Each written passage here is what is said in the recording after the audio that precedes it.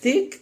ممكن تتبليها وتروحي عاملاها اسمها لحمه كولباست، وتسويها بمعلقه سمنه، بعد ما تتبل بقى بالتوابل اللي انت عايزاها وبصله وكده. بتروحي حطها في طاسه وتستوي بقى في الطاسه دي. وكل ما تشرب الميه بتاعتها تحطي لها ميه لغايه ما تستوي. نفس طريقه اللحمه دي، نفس طريقه الفراخ.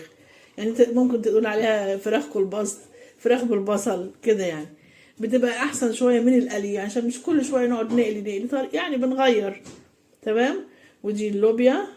تمام. وادي الرز عاملاه بلسان عصفور، يبقى حلو جدا. وده ليمون مخلل انا عاملاه في البيت يا جماعه، تحفة، خطير جدا. ليمون بالملح وبالخل، يعني مسلقاه طبعا، انا سلقاه عادي، وبعدين مخللاه بالملح وفي الملح، في ميه وملح وخل. تمام.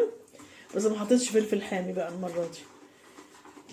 ماشي، يلا تعالوا اتغدوا معانا. يلا بالهنا والشفا اللي ياكل. وما تنسوش